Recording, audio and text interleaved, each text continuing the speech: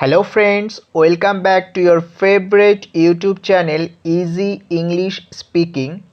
আজকের ভিডিওটিতে আমরা শিখব ক্যান ও কুড এই মোডাল ভাব দুটির ব্যবহার। আজকের ভিডিওটিতে আমরা যে বিষয় নিয়ে আলোচনা করব সেগুলো হলো ক্যান প্লাস V1 এই ফর্মস অফ ভার্বটি আমরা কখন ব্যবহার করব, can be plus noun or V3 এই ফর্মস অফ ভার্বটি আমরা কখন ব্যবহার করব, কুড প্লাস V1 এই ফর্মস অফ ভার্বটি আমরা কখন ব্যবহার করব, কুড হ্যাভ প্লাস V3 এই ফর্মস অফ ভার্বটি আমরা কখন ব্যবহার করব। But you have to watch the video till the end. ভিডিওটি কিন্তু তোমাদের শেষ পর্যন্ত দেখতে হবে। এই ভিডিওগুলি যদি তোমরা প্রতিনিয়ত দেখতে থাকো তাহলে তোমরা ইজিলি অ্যান্ড উইথ কনফিডেন্স ইংরেজি বলতে পারবে ও লিখতে পারবে।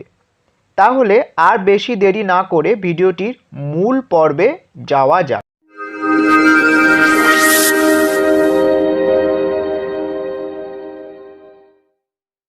খুব সহজভাবে বলতে গেলে ক্যানের মানে হলো পারা বা সামর্থ্য বোঝাতে আমরা এই মোডাল ভার্বটি ব্যবহার করি।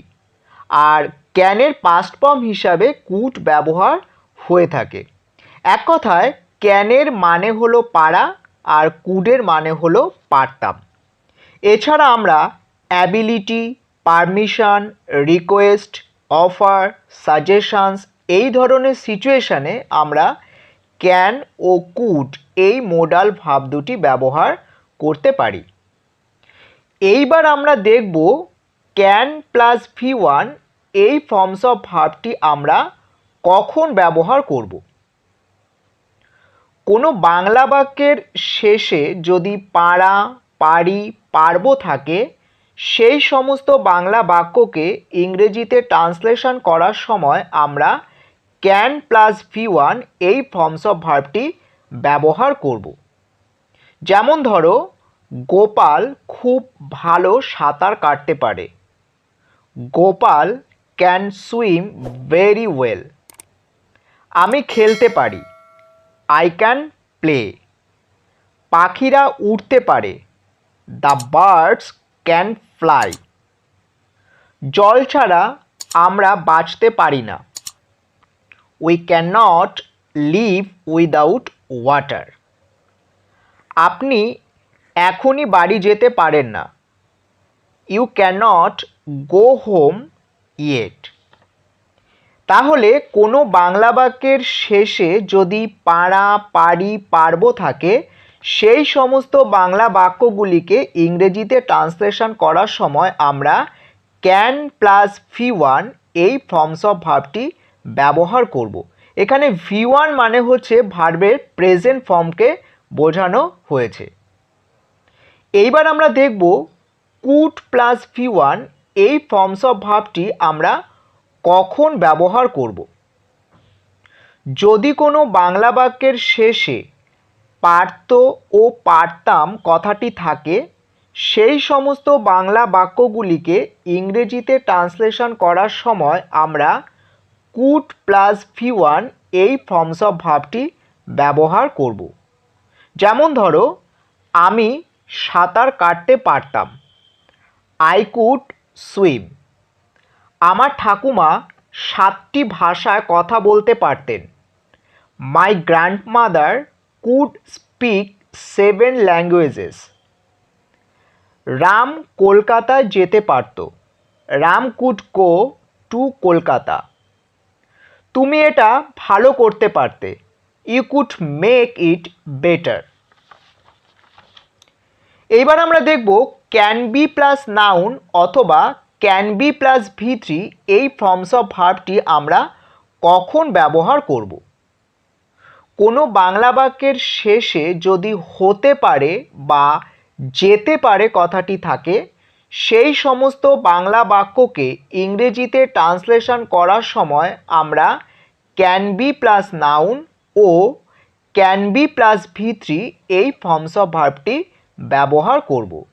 যেমন ধরো, এটা সত্য হতে পারে। It can be true. আমি একজন ভালো শিক্ষক হতে পারি। I can be a good teacher. এটা খাওয়া যেতে পারে, ইট ক্যান বি ইটেন। এটা কি তৈরি করা যেতে পারে, can it be made. Spoken English শেখা যেতে পারে, spoken English can be learned. এইবার আমরা দেখব কুড হ্যাভ প্লাস V3 এই ফর্মস অফ ভার্বটি আমরা কখন ব্যবহার করব। কোনো বাংলা বাক্যের শেষে যদি করতে পারত, পারতাম, পেরেছিল কথাগুলি থাকে, সেই সমস্ত বাংলা বাক্যকে ইংরেজিতে ট্রান্সলেশন করার সময় আমরা কুড হ্যাভ প্লাস V3 এই ফর্মস অফ ভার্বটি ব্যবহার করব। এখানে V3 মানে হচ্ছে ভার্বের পাস্ট পার্টিসিপেল ফর্মকে বোঝানো হয়েছে। যেমন ধরো, আমি কাজটি করতে পারতাম, I could have done the work. তুমি আমাকে জিজ্ঞাসা করতে পারতে, you could have asked me. আমরা আগেই দল ছাড়তে পারতাম, we could have left the party earlier. তোমাকে ছাড়া আমি এটা করতে পারতাম না, I could not have done it without you.